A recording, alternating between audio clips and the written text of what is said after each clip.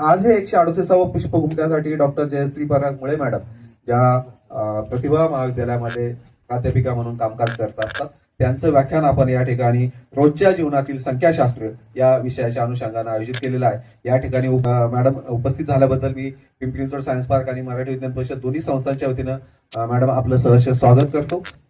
संख्याशास्त्र म्हणजे थोडक्यात सोपं भाषेत सांगायचं तर आकड्यांचा जंजाळ आणि या अनुषंगानं संख्याशास्त्र हा स्टॅटिस्टिक्स हा तसा खूप त्याच्याकडे बघण्याचा दृष्टिकोन विद्यार्थ्यांचा जेव्हा फर्स्ट इयरला ऍडमिशन घेतो त्यावेळी खूपच निरुत्साही किंवा बोरिंग विषय किंवा खूप अवघड विषय असा असतो। त्याचा अनुभव मी पण घेतलाय पहिल्या वर्षी जेव्हा स्टॅट्स शिकलो मॉडर्न कॉलेजमध्ये। असो मॅडमचं मी थोडक्यात परिचय करून देतो या ठिकाणी। मॅडमचं शिक्षण हे अमरावती येथे झालेलं आहे, MSc स्टॅटिस्टिक्स आणि याच विषयामध्ये मॅडमने PhD केली आहे। खरं तर स्टॅटिस्टिक्स मध्ये PhD हा खूप कुतूहलाचा आणि म्हणजे याचा विषय आहे, कारण या अशा अवघड विषयामध्ये PhD मिळवणं हे गुणवंत आणि प्रतिभावंतांचंच काम असतं आणि म्हणूनच त्यांना त्या प्रतिभा महाविद्यालयामध्ये 2007 पासून सांख्यिकी प्राध्यापिका म्हणून कामकाज पाहत आहेत आणि IQAC च्या त्या समन्वयक आहेत, ज्याच्यामध्ये विद्यालयाला मग त्या वर्षी A नामांकन मिळालेलं होतं आणि सांख्यिकी शास्त्रावरची अनेक पुस्तकं स्टॅटिस्टिक्सची मॅडमने लिहिलेली आहेत आणि ती प्रकाशित झालेली आहेत। तर असा जवळजवळ 25 वर्षाचा अनुभव मॅडमचा आहे। तर मी मध्ये जास्त वेळ न घेता आपण थेट व्याख्यानाला सुरुवात करूया। संख्या आपण एकच संख्या धरतो, परंतु संख्याशास्त्रामध्ये एकच संख्येचा विषय आपण कधी करत नाही। तर आपण असंख्य जेव्हा आकडे गोळा करतो तेव्हा ती आपली संख्या म्हणून आपण त्याला संबोधित करतो। म्हणजे हे अनेक वचन म्हणून इथे घेतलेलं आहे आणि या अनेक वचनातून त्याचा अभ्यास करणार, अनेक संख्या ज्या आपण गोळा केल्या किंवा आकडे गोळा केलेले आहेत त्यांचा आपण जो अभ्यास करतो म्हणून त्यांनी संख्याशास्त्र म्हटलेलं आहे। आता इथे हे जे आहे ते विषय आपला जो आहे त्याच्याप्रमाणे आहे। तर आजच्या विषयामध्ये आपण संख्याशास्त्राची व्याख्या समजून घेणार आहोत। अगदी साधी सोपी व्याख्या आहे, फार काही कठीण नाही आहे। त्यानंतर संख्येमधील प्रमुख संज्ञा ज्या काही आपण वापरतो, टर्म्स वापरतो त्या आपण समजून घेणार आहे। तर याप्रमाणे आपण आपला फ्लो असणार आहे, आपण त्याप्रमाणे जाणार आहे। तर आता सांख्यिकीची व्याख्या ही सर्वात महत्वाची, ही तुम्ही समजून घेतली ना तर तुम्हाला लक्षात येईल की काय आहे काय नाही। आता इथे त्यांनी लिहिलेलं आहे की गणित आणि विज्ञानाची शाखा असं त्यांनी म्हटलेलं आहे। त्याच्यामध्ये त्यांनी म्हटलंय की माहिती संकलित करणे। आपण साधं दुकानामध्ये गेल्यानंतर मला एक सांगत, मला एक टी-शर्ट घ्यायचे किंवा ड्रेस घ्यायचंय, आपण गेलो दुकानात, दुकानदाराला सांगितलं मला एक शर्ट दे, घेतला आणि घरी आलो, असं करतो का? नाही करत। आपण काय करतो, जवळपास तो 10-12 आपल्याला टी-शर्ट किंवा ड्रेसेस दाखवतो, म्हणजे काय करतो आपण संकलन करतो। कॉलेजमध्ये ऍडमिशन घ्यायची, एका कॉलेजमध्ये गेलो ऍडमिशन घेतली असं करत नाही। आपण असंख्य ठिकाणी जातो, बघतो कसं आहे, काय फी किती आहे, काय मुलं किती आहे, माझे मित्रमैत्रिणी कुठे गेलेले आहेत, त्याच्यानंतर आपण ठरवतो, म्हणजे आपण त्याचं काय करतो संकलन करतो। म्हणून इथे त्यांनी संकलन म्हटलंय। असं सगळ्या ठिकाणी आपण असं संकलन करत असतो, आपल्याला माहिती मिळत असते, ते ह्याचं संकलन करायचंय। त्याच्यानंतर काय करायचंय, त्याचं वर्गीकरण करायचंय। टी-शर्ट ड्रेसेस दाखवल्यानंतर आपल्याला आवडते जे रंग आहेत किंवा आपल्याला जे बरं वाटतात किंवा किमतीला परवडत आहेत असे आपण बाजूला करतो, म्हणजे काय करतो त्याचं वर्गीकरण करतो। नुसतंच घेऊन मोकळं नाही होत, आपण त्याचं वर्गीकरण करतो त्याच्याप्रमाणे। म्हणून हे असं वर्गीकरण करायचं असतं। आपल्याला जी काय माहिती आलेली आहे त्याचं आपण आता साधं म्हटलं तर क्लास मध्ये तुमच्या वर्गामध्ये किती जण, आता इथे सगळेजण आहेत, सगळ्यांची उंची आपल्याला माहिती आहे, सगळ्यांचं वजन आपल्याला माहिती आहे, ते सगळे जे काय जमा झालेले आहेत त्यांचं, ह्या सगळ्यांची वजन उंची जर आपण विभागणी केली वेगळ्या वेगळ्या गटामध्ये की बाबा चला 0 ते 40 मध्ये किती बसलेले आहेत, 40 ते 80 मध्ये किंवा 40 ते 50, 50 ते 60 मध्ये किती, 60 ते 70 मध्ये किती, हे काय केलं आपण त्याचं वर्गीकरण केलं आपल्या वजनाचं, उंचीचं पण त्याच्याचप्रमाणे आपण वर्गीकरण करणार। तर असं उंची सगळ्यांची मी मोजली, सगळ्यांचं वजन मोजलं मी, म्हणजे माझ्याकडे काय झाली, ही माहिती संकलित झाली। त्याचं मी नंतर एकेका छोट्या छोट्या गटामध्ये विभागणी केली, म्हणजे मी काय केलं त्याचं वर्गीकरण केलं आणि त्याच्यानंतर आपण म्हणतो आहे की विश्लेषण करायचंय। मग आता कोणत्या वर्गामध्ये कोण जास्त उंचीवाले किंवा जास्त वजनवाले लोक कोण आहे, किती ह्याच्यामध्ये कमी आहे। ड्रेस घेतला, आपण कपडे घ्यायला गेला, टी-शर्ट बघितला, मी ड्रेस बघितला, की लावून बघणार मला तो कसा दिसतोय ते, मी काय डायरेक्ट घेऊन नाही टाकणार आहे। आपण आरशामध्ये लावून बघतो ना स्वतःला, मला तो ड्रेस कसा दिसतोय, मला तो टी-शर्ट कसा दिसतोय, त्याच्यानंतर मी ठरवणार आहे की तो घ्यायचा की नाही। म्हणजे मी काय केलेलं आहे त्याचं विश्लेषण केलेलं आहे। तरच मला तो पटलेला आहे शर्ट. असं नाही झालेलं आहे की मी गेली आणि घेतला आणि चालली आली घरी. म्हणून मी त्याचं विश्लेषण केलेलं आहे आणि त्याच्यानंतर काय करायचं, अर्थ लावायचा. म्हणजे मी काय केला, तो ड्रेस विकत घेतला, टी शर्ट विकत घेतला, किंवा त्या उंचीवरनं किती लोक ह्या उंचीमध्ये येत आहेत, या सेंटीमीटरमध्ये येत आहेत, 150 ते 160 सेंटीमीटरमध्ये किंवा 160 ते 170 सेंटीमीटरमध्ये किती लोक येत आहेत, हे याचं काय केलं मी, अर्थ लावलेला आहे. तर ही अशी साधी सोपी संख्याशास्त्राची व्याख्या आहे. मला असं वाटतं की ही व्याख्या सगळ्यांना समजण्यासारखी. आता मी इथे उदाहरणं दिलेली आहे. इथे सगळेजण बसलेले आहेत, सगळेजण मोबाईल वापरताय. मोबाईलमध्ये तुम्ही बघता आहात की मोबाईलमध्ये माझा मी जो माहिती आहे किंवा मला इंटरनेट दिलेलं आहे, मला भ्रमणध्वनीने जे काय आपल्याला चलन हे दिलेलं आहे, त्याचा मी वापर कसा करते आहे. मी खेळ खेळण्यासाठी किती वापरते आहेत, व्हॉट्सअपसाठी किती वापरते आहेत, मेलसाठी किती वापरते आहेत, SMS साठी किती वापरते आहेत, माझ्या मला पैसे द्यायचे आहेत जीपेवर, त्याच्यासाठी मी किती वापरते. मी ह्याचा सगळ्याचा वापर केला. इथे किती जण बसलेले आहेत त्यांची सगळ्यांची मी माहिती गोळा केली. माझ्याजवळ झाली की माहिती संकलन झालं माझं. मग आता मोबाईलवर खेळ खेळण्यासाठी सर्वात जास्त कोण वापरत आहे हे मी बघितलं. आता मी कॉलेजमध्ये शिकवते, महाविद्यालयात शिकवते. मी काय म्हणणार आहे, कोण खेळते त्यांचा निकाल कसा लागतो मला बघायचंय, जास्त कोणाचं आहे ते. मग मी काय करणार आहे, मी त्याचं विश्लेषण करणार आहे आणि मग मी त्या विद्यार्थ्याचा निकाल कसा लागला बाबा, पास झाला, नापास झाला, मार्क कमी मिळाले, जास्त मिळाले, मी त्याचा अर्थ लावणार आहे. म्हणजे विद्यार्थ्यांनी खेळ खेळण्यामध्ये जास्त खेळ घेतला. तर ही अशी सोपी, आता इथे बरेच उदाहरणं दिलेल्या, इंटरनेटचा वापर, मिळालेले कोण सहभाग्यांची उंची, या सगळ्यांचा जर आपण वापर केला, आपण जर ते म्हटलं, तर ही साधी आपली सोपी व्याख्या आहे. आता सांख्यिकीचे ना 2 मुख्य प्रकार आहेत. एक आहे तुमचा वर्णनात्मक सांख्यिकी आणि एक आहे अनुमिती सांख्यिकी. आता वर्णनात्मक सांख्यिकीमध्ये आपण जे वापरतो आहेत, साधा आपल्याला क्रिकेटची मॅच, आता IPL ची सध्या संपलेली आहे, फुटबॉलची चालू आहे, कोणी किती गोल केले, काय गेले, ह्याचे आपण जर आलेख काढला तर आपल्याला पटकन कळतं की काय आहे काय नाही. तर असं आपण आलेख काढू शकतो किंवा आपण स्तंभाकृती घेऊ शकतो, सगळ्या तक्ते आपण तयार करू शकतो. हे सगळं आपण क्रिकेटचं आपण जर केलं, क्रिकेटचं, फुटबॉलचं, रोजच्या ह्याच्यातलं जीवनातलं जे काय आपण हे आहे, साधं घरी आई लिहून ठेवत नाही कुठेही, पण आपण काय करतो की मला आता किती पोळ्या लागणार आहे, घरामध्ये किती लोक आहे, माणसं वाढली पोळ्या वाढवायच्या, माणसं कमी झाली पोळ्या कमी करायच्या, संपला प्रश्न. आई काही म्हणत नाही की हो बाबा मी हा सहसंबंध गुणात्मक पद्धतीने घेते, म्हणजे धन पद्धतीने घेते आहे, किंवा कमी झाला म्हणजे जर घरामध्ये जर कोणी साखर आणि गुळ खाणारे लोक असतील तर साखरेचा वापर वाढला तर गुळाचा वापर कमी होतो. सो आपण काय म्हणू शकतो, आपण म्हणू शकतो की ह्याच्यामध्ये काय आहे, ऋण सहसंबंध आहे. सो असं हे आपण घरामध्ये रोजचं वापरत असतो. आता मुलं इथे लहान मुलं नाहीये म्हणून, पण मोठे आणि लहान हे दोघंही जण सांख्यिकीचा वापर, सांख्यिकीचा मुख्य वापर काय माहितीये का, तुलनात्मक अभ्यास करण्यासाठी. आता मुलगा म्हणतो की त्याच्या बाबांनी त्याला चांगल्या कंपनीचा मोबाईल घेऊन दिला, बाईक घेऊन दिली, किंवा लहान असेल तर सायकल घेऊन दिली, असं खेळणं घेऊन दिलं. आई वडील काय म्हणतात, त्याने कम्पेअर केलं, तुलनात्मक अभ्यास सुरू केला की त्याचे आई बाबा असे करत आहेत. आई वडील काय म्हणतात, त्याला इतके मार्क मिळाले होते, तुला मिळालेत का, नाही ना, तो असा आहे, तू असा आहे का, पुन्हा आपण तुलना सुरू केली. म्हणजे हे आपल्या रोजच्या जीवनामध्ये नेहमी चालू असतं, पण आपल्याला माहित नसतं की आपण हे संख्याशास्त्राचं.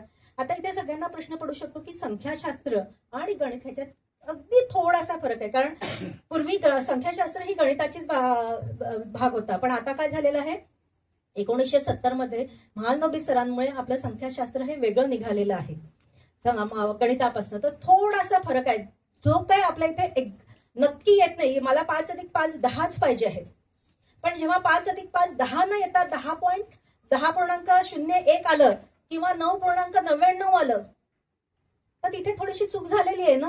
ही जी चूक असते ना, ही चूक जी आहे ना, ती सांगते ते संख्याशास्त्र सांगतं. कारण की आपल्या रोजच्या ह्याच्यामध्ये मी आज ठरवलं होतं की मी 5:30 वाजता पोहोचणार आहे, पण नाही पोहोचू शकले, मला थोडासा उशीर झाला. भाषण आपलं 6 वाजता सुरू करायचं होतं, थोडासा आपला उशीर झाला. काही जण थोडंसं कुठेतरी काहीतरी चुकतं, अगदी बरोबर असतं नाही किंवा जास्त होतं, एक तर कमी होतं किंवा जास्त होतं. हे कमी होणं आणि जास्त होणं हा गणितापेक्षा थोडासा वेगळा अभ्यास होतो आणि म्हणून त्याला ते संख्याशास्त्र म्हणत आहेत. कारण की हे कमी जास्त होणं, तर इथे गणित आणि संख्याशास्त्रामध्ये दोघांमध्ये फरक आहे. सो ही अशी व्याख्या आहे. तर याच्यामध्ये आपण अनेक प्रकार आपण घेऊ शकतो वर्णनात्मक सांख्यिकीमध्ये. त्याच्यामध्ये आहे मध्यगा म्हणजेच मीडियन, सरासरीत आपण सगळं, आता रोजच पाऊस किती पडणार आहे आपल्याला सांगितलं जातं. एल निनो आलेला आहे आपल्याकडे, एल निनोमुळे कधी परिणाम होणार आहे, काय होणार आहे ह्याचा आपण अभ्यास करतो आहे. म्हणजे हा आपण काय करतो. सो हे सगळं आपण असं येताना साधं तुम्ही गाडी चालवताना बघतात की माझा गाडीचा वेग किती आणि मी किती वेळामध्ये पोहोचणार आहे. सिग्नल आपल्याला लाल लागला की आपण लागलीच घड्याळात बघतो की किती वेळ होणार आहे आपल्याला पोहोचायला. डोक्यामध्ये सुरू होतात गणित, काय पाहिजे काय नाही तिथे. मग हे असं सगळं एकत्र सगळ्या दिवसांचं जर गोळा केलं तर काय होणार आहे, आपली संख्या माहिती मिळणार आहे आपल्याला. आणि ह्याचा वेगवेगळ्या पद्धतीने अभ्यास केला जातो, कारण की त्याच्यावरनं आपल्याला अनेक प्रकारचे निष्कर्ष काढायचे असतात. तर त्याच्याप्रमाणे आपल्या वर्णनात्मक सांख्यिकी आणि अनुमिती सांख्यिकी. आता माझी माहिती तर आलेली आहे, पण ती माहिती कशा प्रकारची आहे, काय आहे, मी त्याच्यावरनं काय निष्कर्ष काढणार आहे, निष्कर्ष काढण्यासाठी मी कोणत्या कोणत्या प्रकारच्या चाचण्या घेणार आहे, तो या चाचण्यांचा जो अभ्यास आहे, मी काय गृहीतक धरणार आहे त्याच्यासाठी, ह्याच्यामध्ये आपला सहभाग होतो अनुमती सांख्यिकीचा. आता ही अनुमिती सांख्यिकी जी आहे ती बहुतेक प्रयोगशाळांमध्ये किंवा निसर्गामध्ये किंवा इतर ठिकाणी सगळे शास्त्रज्ञ अभ्यास करतात. त्यांच्या शास्त्रासाठी जेवढी काही माहिती लागते ती गोळा करतात आणि आपल्याला जे पाहिजे आहे त्या प्रमाणात आहे किंवा नाही हे ते बघतात. नसेल तर मग काय करायला पाहिजे, कशामुळे नाही आहे, कशामुळे आहे. आता आपण म्हणून मोकळं झालेले पाऊस पडत नाही कारण त्याच्यामध्ये एल निनोचा परिणाम आहे. म्हणजे हे काय, हे पण आपण एक अनुमानच काढलेलं आहे ना की का पाऊस पडत नाही बाबा माझ्या इथे, तर हा पाऊस एल निनोमुळे पडत नाहीये. माझ्या पोटात दुखतं आहे, माझ्या पोटात का दुखतं आहे, डॉक्टरांना त्याची कारणं माहिती आहेत, पण डॉक्टर काय विचारतात तुम्ही काय काय खाल्लं, ते माहिती गोळा करतात आणि मग त्याच्यावरनं निष्कर्ष काढतात की याच्यामुळे हे झाले. मग हे निष्कर्ष काढण्याचं जे काम आहे ती माहिती गोळा केल्यावरच काढलेली आहे. म्हणजे काय केलेलं आपण संख्याशास्त्रावरच काढलेली आहे ती माहिती, संख्या गोळा केली आणि त्याच्यावर तो हे असं अनुमिती सांख्यिकी त्याच्यामध्ये येतं. आता आपण जर व्यवस्थित बघायला गेलं तर वर्णनात्मक सांख्यिकीमध्ये काय येतं, तुमचं आयतचित्र म्हणजे हिस्टोग्राम येतो. तुम्ही जर क्रिकेटची मॅच बघितली तर एका ओव्हरमध्ये किंवा एका मॅचमध्ये समजा 20-20 असेल तर 20 ह्याच्यामध्ये किती रन काढलेले आहेत त्याचं एक आपल्याला चित्र येतं. तर ते चित्र म्हणजे तुमचं काय आहे, ते आयत चित्र आहे. किंवा कोणत्या वर्गामध्ये किती असे नुसते आपल्याला स्तंभ येतात, ती स्तंभ म्हणजे सुद्धा आपली संख्याचं आकृतीच असते. त्याच्यानंतर आपण वारंवारता बहुजा म्हणजे आपण एक पाऊस किती पडला ह्याचं साधारणतः आकृती काढतो, एक आलेख काढतो. तर तो आलेख म्हणजे किती एका दिवसाला किती पडला, दुसऱ्या दिवसाला किती पडला, तिसऱ्या दिवसाला अशी वाढत जातं आणि नंतर पुन्हा कमी होत जातं. शेअर मार्केटचे जर कोणी बघितलेले असतील तर त्या आकृत्या तिथे येतात. तर त्या आकृत्या पण आपल्या सगळ्या ह्याच्याच येतात. म्हणजे तुमच्या ज्या वारंवारता बहुभुज आहे, वारंवारता म्हणजे एक गोष्ट किती वेळा येते तुमच्या याच्यामध्ये. आता इथे जर सगळेजण उपस्थित असलेले लोक आहेत, हे दरवेळेस याच खुर्चीवर बसतात का, वेगळ्या वेगळ्या खुर्चीवर बसतात ना. मग आता जर कोणी ठरवून ठेवलं की नाही बाबा मी याच खुर्चीवर बसणार आहे, मग त्याच खुर्चीवर बसणार म्हणजे काय, वारंवार तो तिथेच बसतोय आपल्याला कळतं. म्हणून मग अशी एखादी संख्या, एखादा अंक सारखा यायला लागला की त्याला आपण काय म्हणतो, वारंवारता म्हणतो त्या संख्येची. तो ह्याच्याप्रमाणे आपण आकृती काढली तर ती येते वारंवारिता आकृती.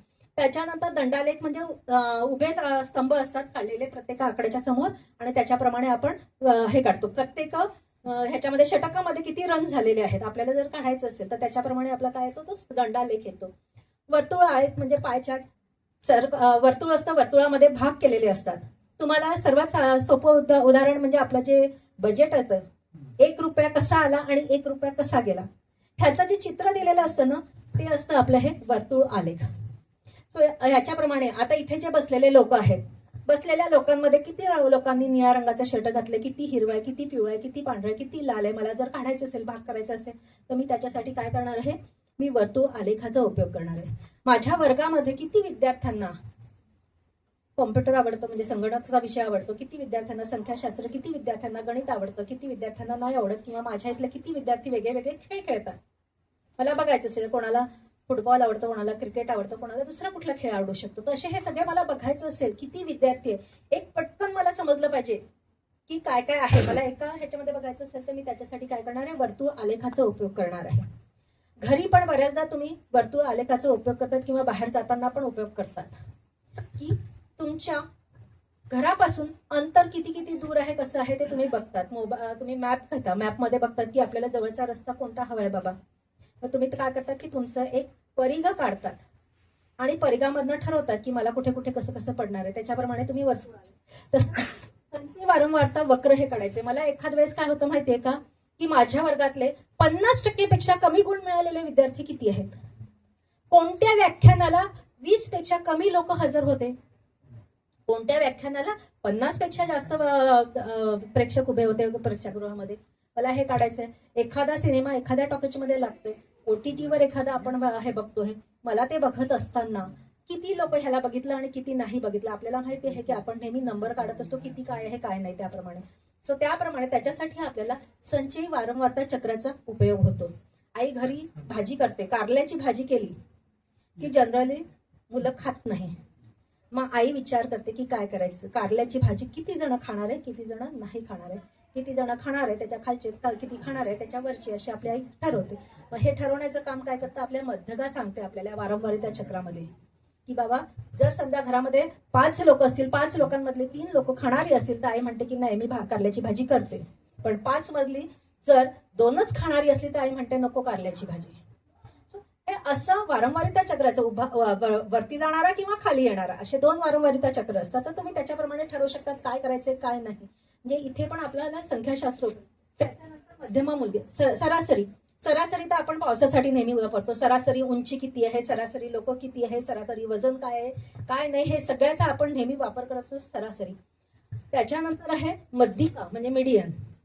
सगळेजण एका लाईनीमध्ये सगळ्यांचं वजन एकाच ठिकाणी ठेवलं, एका लाईनीत आपण मांडलं, उतरत्या क्रमाने किंवा चढत्या क्रमाने कोणत्याही एका क्रमाने आपण मांडलं आणि त्याच्यातला जो मधला भाग येणार आहे, मधला अंक येणार आहे, तो जो अंक असतो आपला त्याला काय आपण म्हणतो मध्यका. मग आता मध्यकाच्या वर किती आणि खाली किती त्याच्याप्रमाणे आपण ठरतो.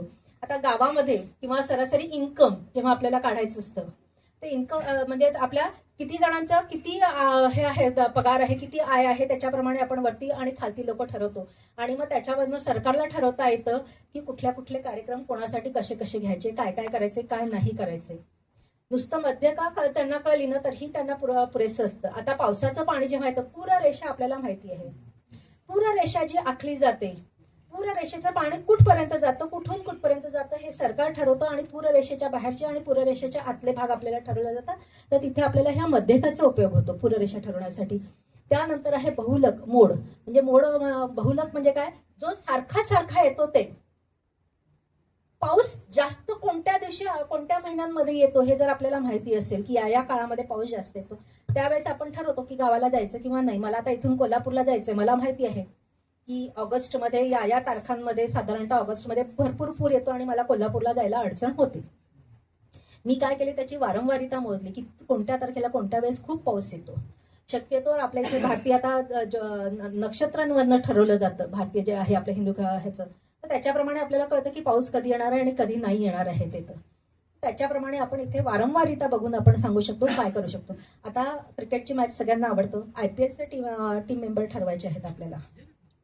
मग कोणता खेळाडू किती वेळा जास्त रन करतो आहे, या वर्षभरात त्याने जेवढा काही खेळ खेळलेले आहेत, सामने खेळलेले आहेत, त्या सगळ्या सामन्यांमध्ये त्याने किती वेळा जास्त रन काढलेले आहेत ते बघितलं जातं. मग ज्याचे सर्वात जास्त रन आहे, सर्वात जास्त वेळा काढलेले आहेत त्याने, म्हणजे काय केलंय त्यांनी त्याची वारंवारिता बघितली. ज्याची सर्वात जास्त वारंवारिता आहे तो खेळाडूला पैसे जास्त दिले जातात. जेव्हा IPL मध्ये त्यांना विकत घेतलं जातं तेव्हा त्यांचा भाव जे ठरवले जातात ते याच्याप्रमाणे बहुलकाच्या मदतीने ठरवले जातात की कोणाला किती पैसे द्यायचे काय नाही द्यायचे. तुम्ही पण घरामध्ये बघत असाल, एखादी व्यक्ती घरातल्यांची आवडती असते, एखादी नावडती असते. म्हणजे खरं तर आवडतं नावडतं असं नसतं घरामध्ये, पण काय असतं की आजीचं काम जो करणारा मुलगा असतो ना तो आजीचा जास्त लाडका असतो किंवा आजोबांचा एखादा लाडका असतो घरामध्ये, असं असतं. तर काय असतं, वारंवार त्यांचं ते ऐकत असतात ना, म्हणजे काय असतात ते बहुलिक असतात, त्याच्यामुळे त्यांचं ते ऐकलं जातं. आजीने आपल्या डोक्यामध्ये म्हटलेलं नसतं की मी हे बहुलिकच्या पद्धतीने मी करणार आहे बाबा, पण आजीला माहिती असतं हा माझं वारंवार काम करतो ना म्हणून मग मी हे त्याला हे देणार. मग आजी त्याच्यासाठी एखादी खिरीची वाटी, चॉकलेट काहीतरी असं वेगळं ठेवते. इथे तो बहुलकाचा मदत करतात आणि त्याच्याप्रमाणे आपण ते वापरत असतो. ते बहुलक एक आहे आपल्या ह्याच्यातलं. त्याच्यानंतर आहे चल म्हणजेच व्हेरिएबल. आता आमच्या ह्याच्यामध्ये सगळे गणितामध्ये म्हणा आणि आमच्या ह्याच्यामध्ये पण दोन्ही चल असतात, पण आमच्या ह्याच्यामध्ये चल जे आहे ते 2 प्रकारे येतात, एक गुणात्मक येतात आणि एक संख्यात्मक येतात. एक माणूस किती गोरा आहे हो, किंवा एक माणूस किती काळा आहे, हा झाला गुण, त्याचा रंग गुण झाला. एक माणूस किती हुशार आहे, किती ढ आहे, हे त्याचे गुण आहे. ह्या गुणाला पण आम्ही अंक देतो, आम्ही हे देतो की 1 2 3 4 5 6 7 8. आपलं साधा हे आहेत रक्तगट आहेत, त्या रक्तगटांना पण आम्ही 1 2 3 4 साधारणतः त्यांच्यामध्ये फरक काही नसतो, पण रक्तगट पण हे आमच्यासाठी संख्याचं आहे. इथे ओ रक्तगटाचे लोक किती आहेत, ए चे किती आहेत, बी चे किती आहेत, AB चे किती आहेत, हे आमच्यासाठी संख्याचं झाली. असे जे येतात ना ते आम्ही गुणात्मक मध्ये धरतो, कारण त्यांचा जो गुण आहे तो गुण म्हणजे अवगुण वगैरे असं आम्ही म्हणत नाही, फक्त आम्ही गुणच म्हणतो. त्या गुणाला आम्ही काहीतरी एक अंक देतो आणि त्याच्याप्रमाणे आम्ही ठरवतो. आता रक्तगट झाला, झाडांचे वेगवेगळे प्रकार आहेत, ते वेगवेगळे प्रकार पण आमच्या गुणात्मक मध्ये येतात. प्राण्यांचे पण वेगवेगळे प्रकार आहे. आपल्याला 10वीला शिकवलेलं असतं, 10वीपर्यंत प्रत्येकाचं विज्ञान असतंच. त्याच्यामुळे आपल्याला माहिती आहे की 10 प्रकारचे झाडांचे प्रकार आहे आणि 10 प्रकारचे प्राण्यांचे प्रकार आहे. त्याच्यामध्ये पुन्हा आपण म्हणतो की ज्यांना पाठीचा कणा आहे आणि अपृष्ठवंशी आणि पृष्ठवंशी आपण असं म्हणतो, किंवा व्हर्टिब्रेट आणि इनव्हर्टिब्रेट. तर त्याच्याप्रमाणे आपण विभागणी करतो. मग ते सगळं आम्ही कशामध्ये असतो, आम्ही ते गुणात्मक धरतो. पण माझं वजन किती आहे मला नक्की आकडा सांगता येतो. माझं वजन आहे 57 किलो, मी सांगितलं आकडा काय. मग माझं हे काय झालं, संख्यात्मक मध्ये आलो आम्ही, ज्याला आम्ही क्वांटिटेटिव्ह म्हणतो. माझी उंची किती आहे, वजन किती आहे, मला 10वीला किती मार्क मिळाले, 12वीला किती गुण मिळाले, हे मला सगळं माहिती आहे. जे हे असं तर त्याच्याप्रमाणे आपण चलाचं गणितामध्ये फक्त चल एकच प्रकारे धरला जातो की ज्याला अंक आहे 5 म्हटल्यानंतर तो 5च आहे. आमच्या याच्यामध्ये 5 आम्ही 5व्या नंबरचं झाड पण ठरू शकतो, 5व्या अंकाचं झाड, 5व्या प्रकारचं झाड, किंवा 4 म्हटलं तर 4थ्या प्रकारचा रक्तगट पण म्हणू शकतो. पण गणितामध्ये तसं नाहीये. म्हणजे हा इथे पुन्हा संख्याशास्त्र आणि गणितातला फरक आहे की आम्ही गुणांना पण महत्व देतो. तर चल हे आमचे त्याच्याप्रमाणे येतात. त्याच्यानंतर मग प्रमाण विचलन, एखाद्या गोष्टीपासून एखादं अंतर किती आहे ते आपल्याला ठरवायचं असेल तर त्याच्यासाठी प्रमाण विचलन. आता पूर्वीच्या काळी काय होतं माहितीये का, आपल्या इथे सगळी जी वसाहत झालेली आहे ती सगळी नदीच्या आजूबाजूला झालेली आहे. मग नदीच्या पासून तुमचं घर किती दूर आहे, इथे किती. आता आपल्याकडे सगळ्या घरांच्या किमती ज्या ठरवलेल्या जातात, काय त्या घरांच्या किमती तुमच्या म्हणजे सेंटरची जे आहे किंवा मेन मार्केट आपण ज्याला म्हणतो किंवा मेन हे बाजारापासून किती दूर आहे आणि किती जवळ आहे त्याच्यापासून. म्हणजे गावातनं किती लांब जावं लागतं आपल्याला, मला नोकरीसाठी किती लांब यावं लागतं, त्याच्यावरनं आपल्या घरांच्या किमती हे ते सगळं ठरलं जातं. आपण ह्या सगळ्या गोष्टींचा विचार करतो. तो जो विचार केला जातो तो तुमचा इथे प्रमाण विचलन मध्ये येतो की कोणत्या ह्याच्यापासून. मग आता मला साधं काढायचं आहे की माझ्या वर्गातले समजा सरासरी गुण जे आहेत ते माझ्याकडे माझ्या मुलांना 65% गुण मिळतात बाबा. मग 65%पेक्षा किती मुलगा म्हणजे 35% मुलाला मार्क किती कमी पडतायत, किंवा माझ्याकडे जर 85% मुलगा असेल तर त्याला किती मिळत आहेत हे मला समजलं पाहिजे. म्हणजे ह्यांचा फरक किती आहे. मग 65 ते 85 मध्ये किती मुलं येतात बाबा, 65 ते 35 मध्ये किती मुलं येतात हे पण मला सांगायला पाहिजे. म्हणजे त्याच्या आपण प्रमाण विचलन. त्याच्यानंतर विखुरलेला आलेख. विखुरलेला आलेख हा असतो, आलेख जो आहे तो परस्पर संबंधांसाठी आहे. म्हणजे एक वाढलं की दुसरं पण वाढणार आहे, एक कमी झालं की दुसरं पण कमी होणार आहे. आणि एक वाढलं आणि दुसरं कमी झालं, जेव्हा एक वाढतो आणि दुसरा पण वाढतो त्याला आपण धन सहसंबंध म्हणतो.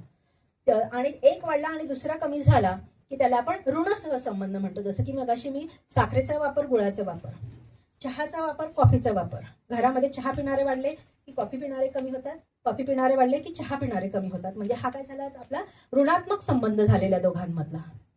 तर हे जर दाखवायचं असेल तर ते आपण साध्या सामान्य माणसाला दाखवायचं असेल तर तो आपण दाखवणार आहे विखुरलेला आलेख या पद्धतीने.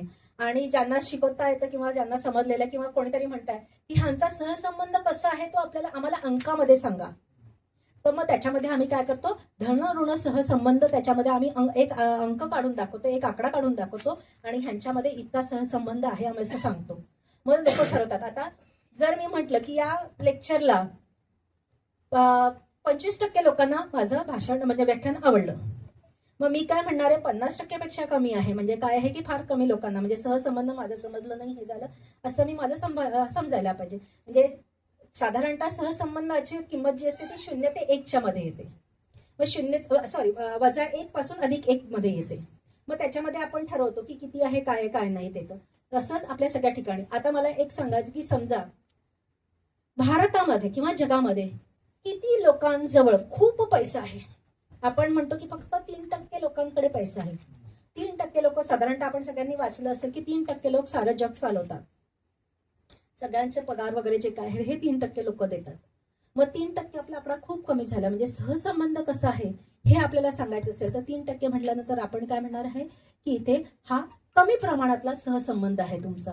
हे असा सहसंबंध आपल्याला सगळ्या ठिकाणी आपण जेव्हा आयात निर्यात करत असतो, आयात निर्यात ही आपली नेहमी काय होतं की आयात निर्यात ह्यांचा सहसंबंध आपला फार कमी आहे, म्हणजे आपली आयातच जास्त आहे आणि निर्यात कमी आहे आपण इथे म्हणतो. तर आपण काय म्हणतो की इथे आमचा सहसंबंध जो आहे तो काय आहे की फार वीक आहे आपण असं म्हणू शकतो, किंवा कमजोर आहे आपण असं म्हणतो.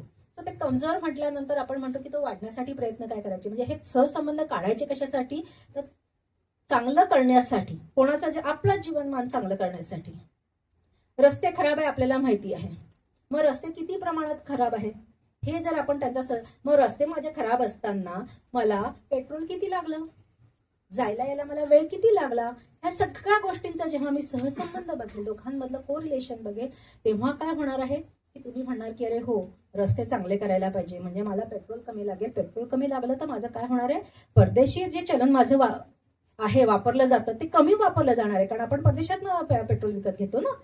मग तिथे आपले असे सहसंबंध, त्याचा वापर करून आपण सांगू शकतो की हे आपण असं करायला हवं. हे काढण्यासाठी आपल्याला ह्या सगळ्या गोष्टी लागतात. म्हणजे आपण म्हणतो की हे कशाला शिकायचं. घरामध्ये पण मी तुम्हाला सांगितलं की माणसं वाढली की आई हे वाढवते. इथे जर संख्या वाढली आपली, तुम्ही 100चं हे इथे आहे आसनचं व्यवस्था आहे, 100पेक्षा जास्त लोक झाले की तुम्ही खुर्च्या वाढवणार आहे, पण तुम्ही खुर्च्या कमी करू शकत नाही, हे चुकीची म्हणजे हे वेगळ्या गोष्ट आहे. पण आपण संख्या वाढली, क्लासमध्ये पण तसंच असतं, बेंचेसची संख्या फिक्स असते, परंतु विद्यार्थी वाढले तर आम्हाला खुर्च्या वाढावं लागतात. असं याप्रमाणे आपले सहसंबंध दोघांमधले ठरवायचे असतात आणि त्याप्रमाणे आपल्याला करायचं असतं. आता अनुमिती जी सांख्यिकीमधली आमची संख्या आहे त्याच्यामध्ये आपण पॉप्युलेशन म्हणतो. आता इथे आपण लोकसंख्या म्हणतो तेव्हा आपण काय म्हणतो की फक्त माणसं, जिवंत माणसं एवढीच धरतो आपण, किंवा माणसं असतात. पण आम्ही आमच्या ह्याच्यामध्ये लोकसंख्या म्हटल्यानंतर हे इथे जेवढ्या काय खुर्च्या आहेत ही पण आमच्यासाठी लोकसंख्या आहे. या आवारात जेवढी काही झाडं आहेत ती पण आमच्यासाठी लोकसंख्या आहे. छोटे छोटे तुम्ही ट्यूबलाईट बसवलेले आहेत, लाईट बसवलेले आहेत, फॅन आहेत, ट्यूबलाईट आहे, ही पण आमच्यासाठी लोकसंख्या आहे. म्हणजे आमच्यासाठी निर्जीव आणि सजीव ह्या दोन्ही गोष्टी लोकसंख्या. आता पुन्हा हा फरक आला गणित आणि संख्याशास्त्रातला.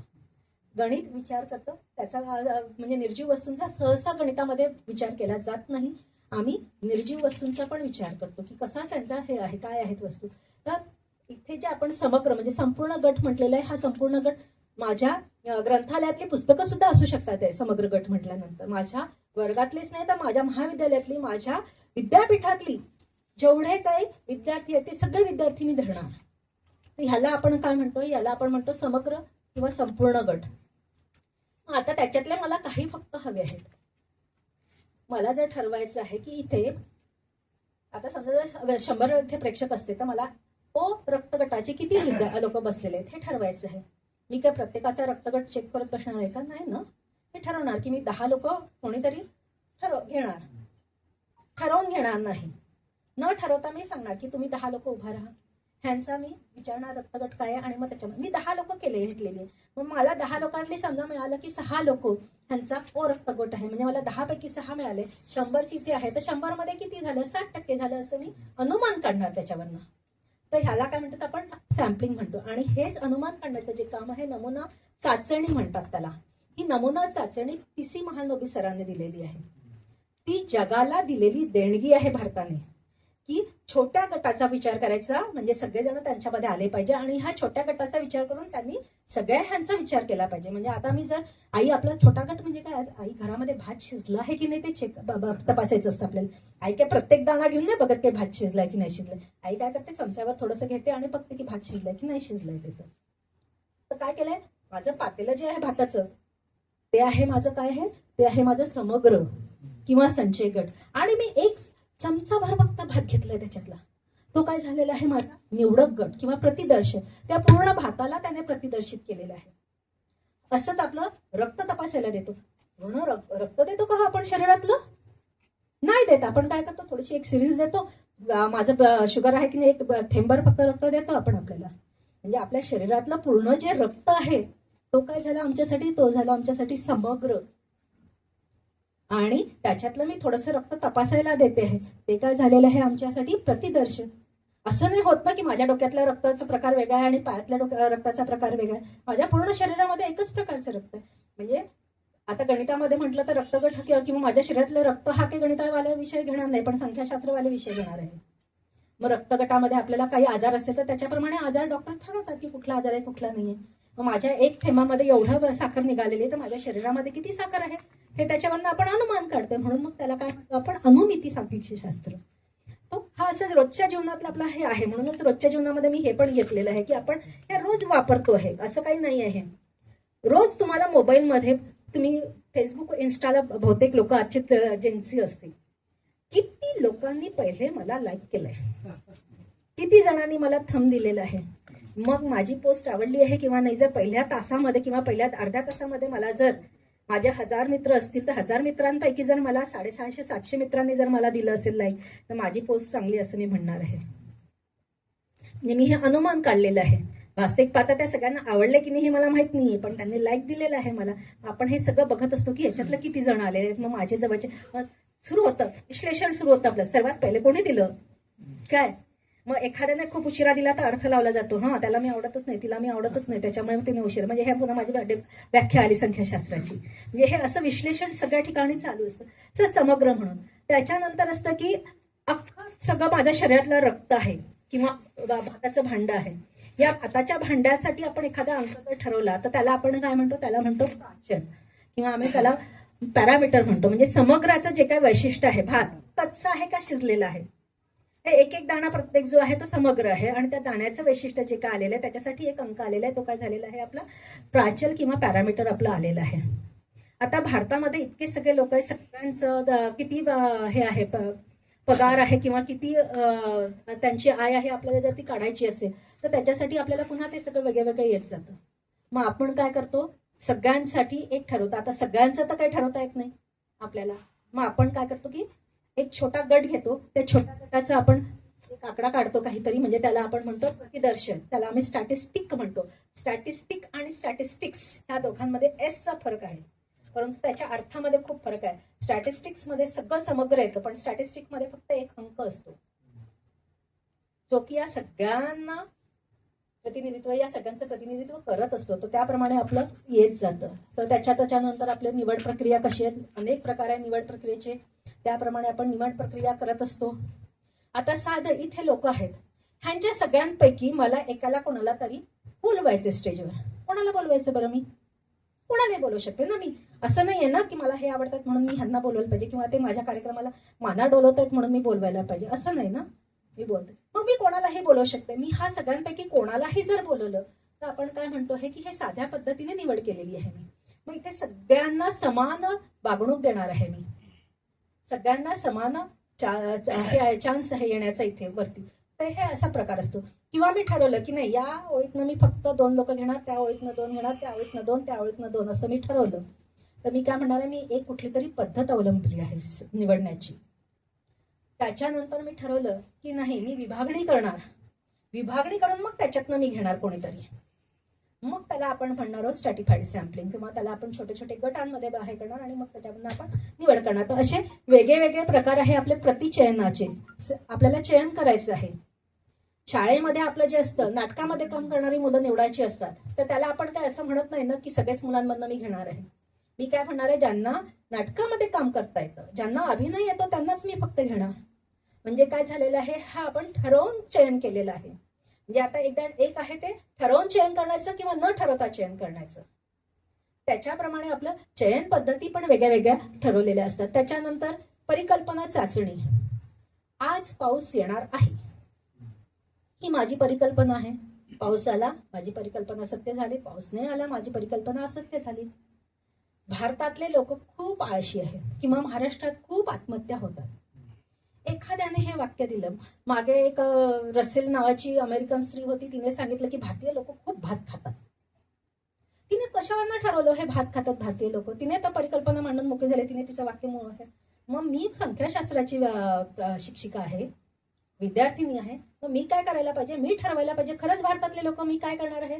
अमेरिकेचं लोकसंख्या किती आहे, भारताची लोकसंख्या किती, अमेरिकेतले लोक किती भात तांदूळ खातात, भारतातले लोक किती भात खातात, मी हे बघायला पाहिजे ना. म्हणजे मी माहिती गोळा करायला पाहिजे. तर त्या माहितीच्या आधारेच मी ठरवू शकणार आहे ना की किती ही बोलते हे खरंय का नाहीये. म्हणजे संख्याशास्त्रज्ञांचं जर एखाद्याने म्हटलं की हे असं आहे, खरंच ते तसं आहे का नाही, ह्याची सगळी माहिती गोळा करायची. म्हणजे मी काय म्हणणार आहे की एखाद्याने एखादी परिकल्पना किंवा एखादं हे केलं तर त्याची मी खरोखरीच चाचणी केली पाहिजे की खरोखरीच असं होतंय का नाही होतंय. ही चाचणी गणितामध्ये होत नाही, ती संख्याशास्त्रामध्ये होते. कारण आपण काय करतो, इथे माहिती गोळा करतो, खरंच त्यांचं हे असं आहे किंवा नाही. आणि मग त्याच्यामध्ये आज भारतामध्ये आपण म्हणतो आहे की डायबेटिसचे किंवा मधुमेहाचे रुग्ण वाढतायत भरपूर. मग खरंच वाढतायत का, की फक्त आकडे वाढतायत म्हणून आम्ही म्हणतोय, पण ते लोकसंख्येच्या प्रमाणात वाढत असतील तर मग आपण म्हणू शकतो की नाही बाबा खरंच वाढत आहेत. म्हणजे माझं मी किती काय करणार आहे, प्रमाण बघणार आहे किती आहे काय नाही ते. प्रमाण बघून नंतर मला सांगायचं की हो हे बरोबर आहे किंवा नाही आहे ते. तर मग ह्या प्रत्येक गोष्टीमध्ये आपल्याला म्हणजे रोजच्या जीवनामध्ये हे आपण करत असताना डोळे उघडे ठेवून वागायचं. आमच्या ह्याच्यामध्ये संख्याशास्त्रामध्ये म्हणतात की डोळे उघडे ठेवून वागणे. कारण आपल्याला जे काय दिसतं आहे त्याची नोंद ठेवायची. आज असं दिसलं उद्या पण तसंच दिसतंय का, परवा पण तसंच दिसतंय का. म्हणजे आपण म्हणतो की सकाळी मी 10 वाजता ह्याच्यामध्ये ट्रॅफिक जाम मध्ये गेलं की निघाले की अडकते. खरंच रोज 10 वाजता अडकते का. रोजचं जीवन आहे ना आपलं हे. खरंच मग खरंच मी 10 वाजता जर ह्याच्यामध्ये अडकत असणार आहे तर मी उद्या 9:45 निघायला पाहिजे. म्हणजे हे तुम्ही अनुमान काढलाय ना त्याच्यावरनं की हो मी लवकर निघालं तर मी लवकर पोहोचणार आहे. किंवा मी 10च्या ऐवजी थोडंसं 10:05ला माझं ऑफिसची वेळ उशिराची असेल तर मी थोडं उशिरा निघाल्यानंतर अडकणार नसेल आणि वेळेवर पोहोचणार असेल तर मी त्याच्याप्रमाणे आपण हे वापरतो रोजच्या जीवनामध्ये.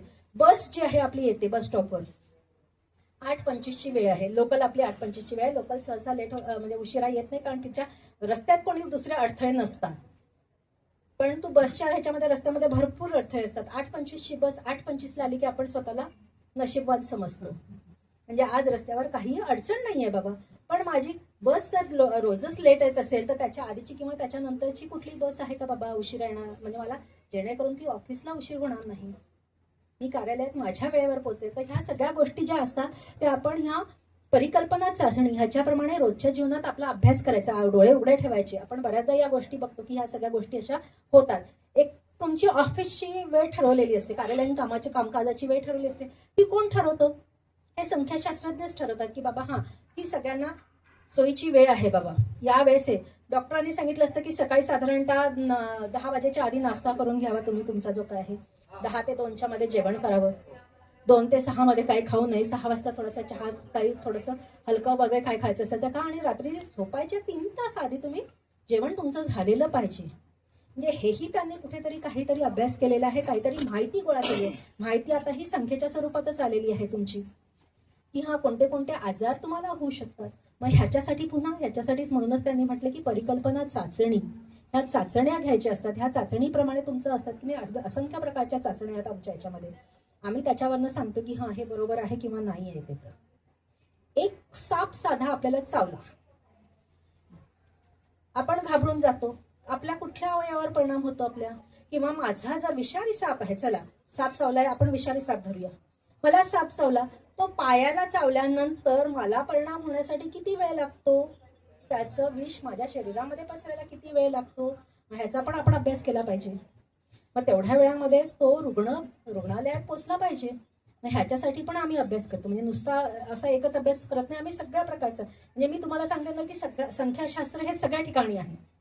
कारण आम्हाला सगळ्याच विषयाच्या, म्हणजे आम्हाला विज्ञानामध्ये पण लागतं, आम्हाला वाणिज्यामध्ये पण लागतं, आम्हाला कलेमध्ये पण लागतं, आम्हाला मेडिकल सायन्समध्ये पण लागतं, इंजिनिअरिंगमध्ये पण लागतं, अगदी सगळ्या ठिकाणी आम्ही लॉमध्ये पण जातो.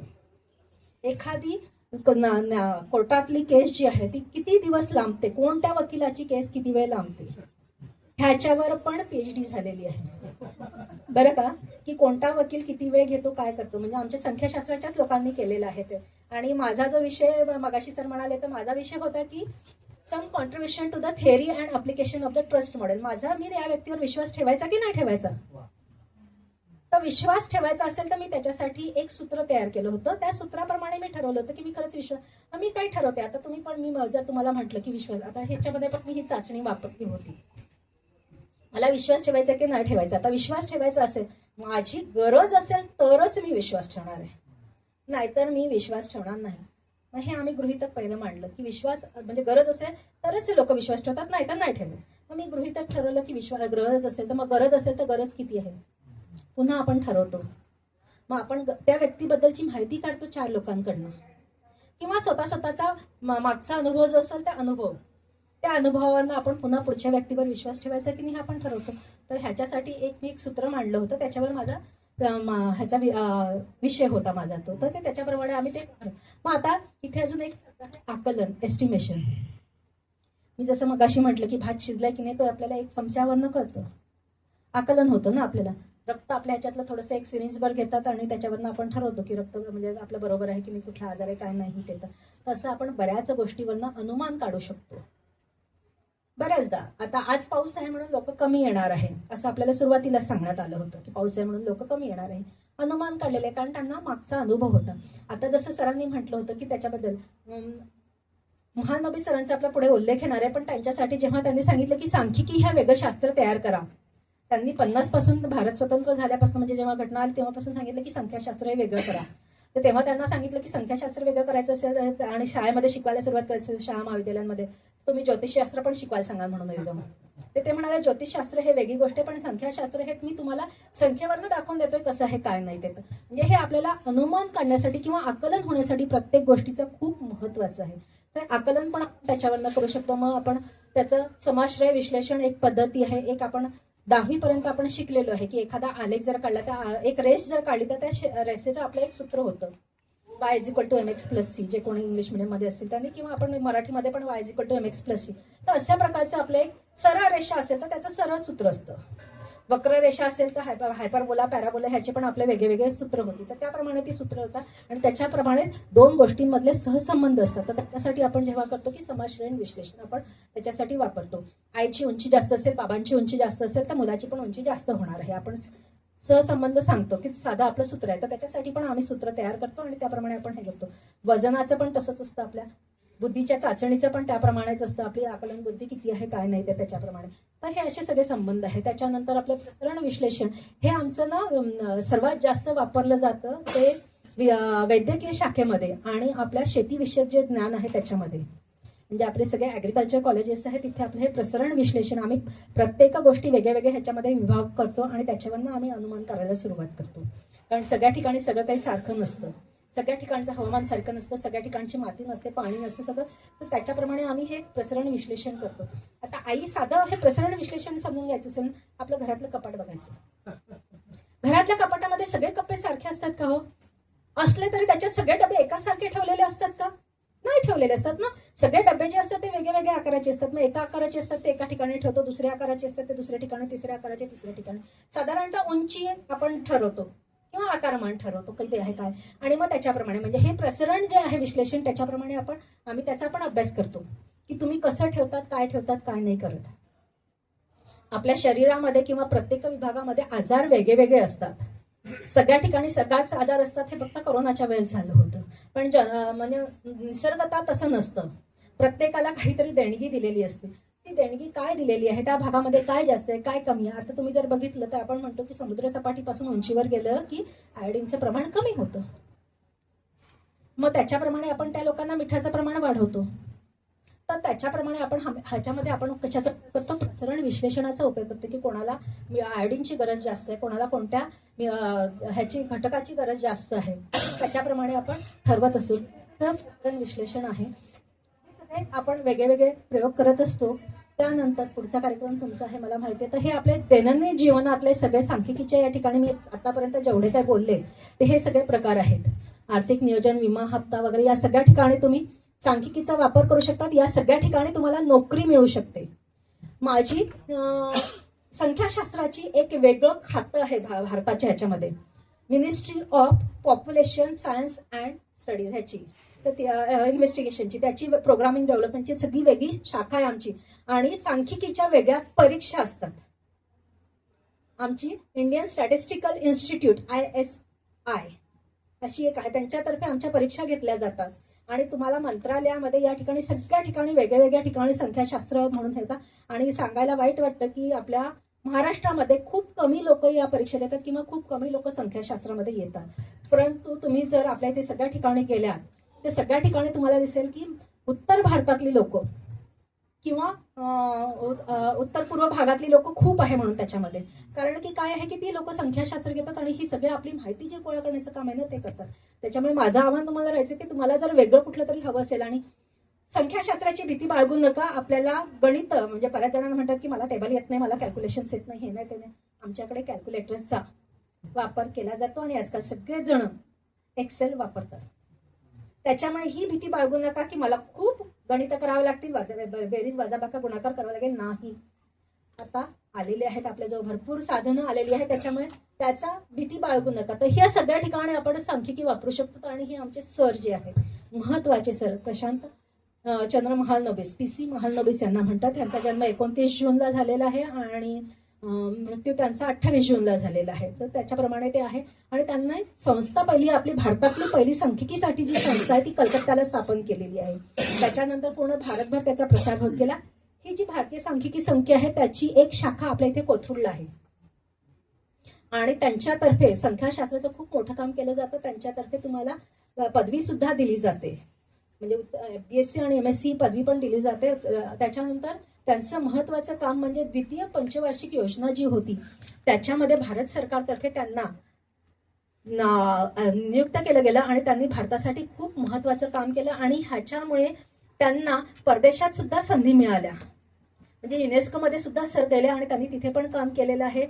सर्वात महत्वाचं म्हणजे राष्ट्रीय नमुना सर्वेक्षण प्रत्येक देशामध्ये, प्रत्येक भागामध्ये जे काय चालतंय ते ह्यांच्यामुळे चालतं आहे. म्हणजे जगातल्या सगळ्यांना त्यांनी दिलेली ही देणगी आहे की नमुना सर्वेक्षण, नॅशनल स्टॅटिस्टिकल सर्व्हे.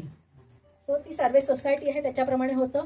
त्यांचा वाढदिवस आपण सांख्यिकी दिन म्हणून भारत सरकारतर्फे त्यांना पद्मविभूषण हा सन्मान पण दिला गेला आहे.